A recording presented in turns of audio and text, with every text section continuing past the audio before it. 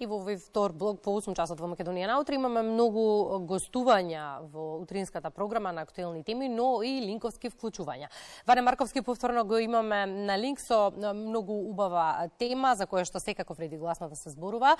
Имено мултидисциплинарен тим од Македонија поднесе прва награда на 62-иот научен конгрес за неуронаука кој што се одржа во Пула, Хрватска. На оваа тема Ване утрово разговара со доцент доктор Владимир Рендевски. Ване, добро утро, се надевам се слушаме. Темата е убава, актуелна, повелете. Да, добро утро. Како што најави мојата колешка Кристина, убава тема имаме за разговор со нашиот соговорник во ова второ линковско вклучување, доцент доктор Владимир Рендевски, специјалист неврохирург од Универзитетската клиника за неврохирургија Скопје. Докторе, добро утро. Вчера се вративте од Пула, Хрватска, со, се разбира, убави вести. Но ајде прво да кажеме околу 62-иот интернационален медицински научен конгрес за неуронаука. Колку време се одржуваше и единствен ли тим бевте од Македонија? Два тима имаше од Македонија. Добро утро на нашите гледачи. Интернационалниот меѓународен научен конгрес Mind and Brain 62 оваа година поред, еден традиционален конгрес кој што е воедно еден од најстарите конгреси од областа на невролошките науки на овие простори и е под покровителство на Европската и Светската асоциација за мозочен удар, така што како мултидисциплинарен тим оваа година се представивме со дел од нашите се уште не публикувани резултати од нашето второ истражување што го работиме во областа на влијанието на одредени биомаркери кај пациенти со хеморагичен мозочен удар. Така. Колку време се одржуваше конгресот во Пула, Хрватска? Од каде се имаше тимови, имавте можностите да размените искуства од повеќе земји од светот? Конгресот се одржуваше од 18 до 21 мај. На овој конгрес имаше представници претежно од европските земји, имаше представници од Германија, од Италија, од Аустрија, од сите, да кажам, балкански земји, тука во регионот од Ирска имаше представници, исто така имаше неколку представници од Египет, така што еве нашиот тим со нашата студија и резултати што ги објавивме го доби највисокото признание. Прва награда. Од колку луѓе беше составен нашиот тим? Нашата научна студија брои 5 членови.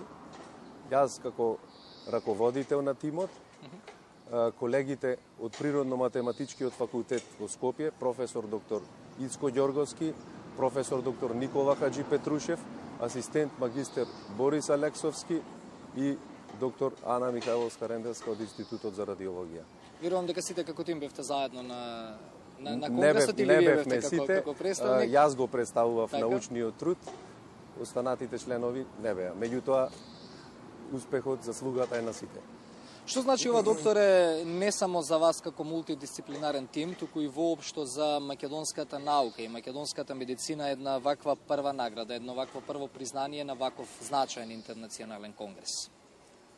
Па, за нас како тим навистина значи, бидејќи претходно сме учествувале на други конгреси, нашата научна работа била призната и претходно со други признанија, меѓутоа она што навистина сакам да го потенцирам и да упатам еден апел и особено и до помладите генерации, до помладите научници да се занимаваат со науката, да имаат мотив, бидејќи навистина сметам дека како држава сме способни да бидеме конкурентни во науката и тоа е она што треба да не води напред како држава и како нација. Така.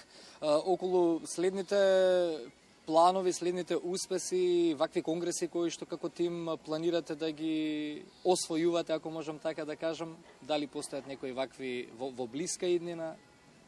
Па работиме на ова поле, ние континуирано веќе се занимаваме во оваа област од 2013 година и најскоро сега во план ние дел од овие резултати, како што кажав, не публикувани, така, во план ние да ги објавиме во научно списание, практично да бидат вреднувани и елаборирани од научната јавност. Така што за да се спреми еден научен труд, не треба да се представи само на конгрес, туку основното е да биде публикуван, каде што прифаќањето во едно научно списание е вистинската валоризација, дали тој труд вреди или не.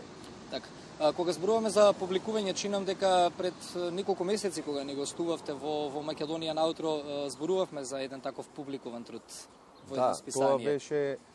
Тоа беше практично првиот дел од оваа втора наша научна студија, која што брои 73 пациенти со хеморагичен мозочен удар, и првиот дел се однесуваше на прогнозата на отокот на едемот после настанувањето на мозочниот удар врз основа на одредени биомаркери, и тој труд беше објавен во март месец во специјалниот број за мозочни биомаркери на реномираното медицинско списание Brain Pathology со фактор на влијание 9, што на вистина ни значеше нас многу, бидејќи тој резултат беше признат од научната јавност, од нашите колеги, и ни даде на вистина поттик да продолжиме дека сме на правиот пат во оваа област. Значи сега се очекува публикација на токму овој научен труд, за кој што освоивте прва награда. Честитам уште еднаш до целиот тим. Со ова докажувате дека, како што кажавме и ние, иако сме мала држава, сепак навистина имаме плодна почва за вакви научни трудови и навистина луѓе кои што може да придонесат за тоа.